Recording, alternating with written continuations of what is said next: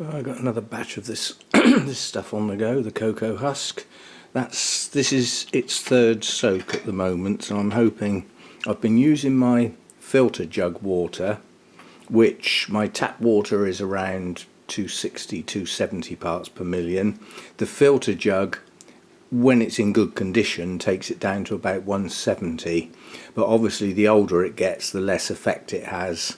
So that water is probably about a TDS of about 190, 200 possibly, because it is starting to get old. Needs replacing. I have to change that over when I get a minute. So if this is below 240, then I'll declare it okay, and then I can start drying it off. Right, that says 216. So most of what's in that water is actually the water. It hasn't come out of the Coco-Husk. So yesterday I had the RO unit on. I'll give that a rinse in a minute. And the big Vander bucket is still outside full of water.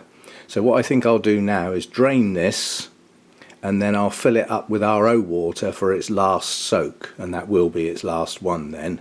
And then I can start drying it off. And to dry this off, in the summertime, I'd lay it in a tray and put it out in the sunshine.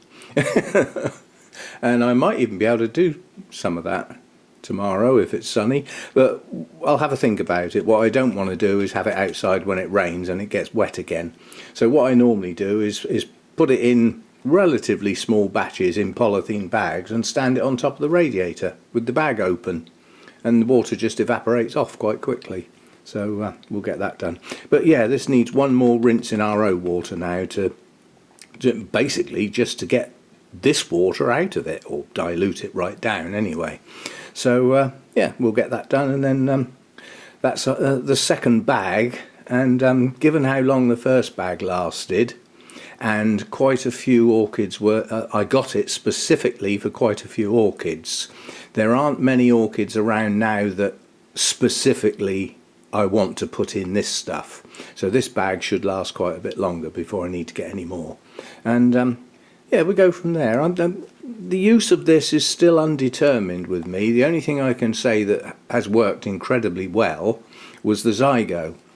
And the Pabstia seems to be doing well in it as well. There aren't that many other orchids that are in just this. A lot of them are in a mix including this, which should hopefully hold moisture in the pots a bit longer than it did before, and not have the moss in there. So how long this lasts I still don't know. I haven't been using it long enough. So that's still yet to be determined. But apparently when it starts to break down, it breaks down quite quickly. So I hope it's noticeable, if you see what I mean. I hope I spot it before it takes me roots down.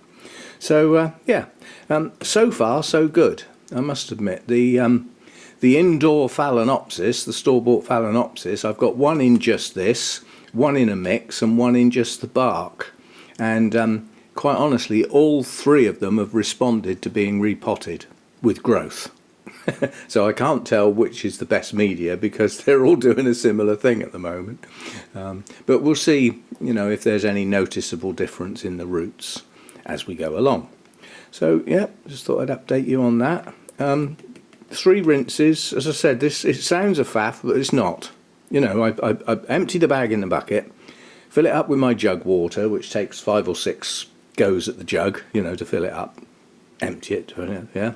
Takes about 5 minutes of my time, but takes over half an hour because the jug has to fill up in between each time. But I don't sit there and I don't watch it, I just come back when it's full and tip it in and fill it up onto the tap again.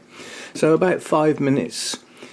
Draining it out, I just put the plug half in the sink, chuck it in the sink, wait till all the water's gone, pick it up and put it back in the bucket.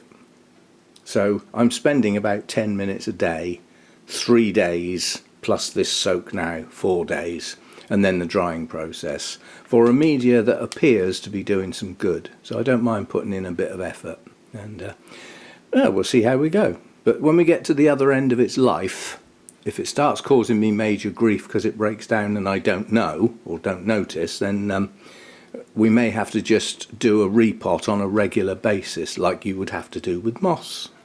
and not wait for it to break down. Just do it. Use a date. You know, put a date in your notes, on your tag, whatever you do.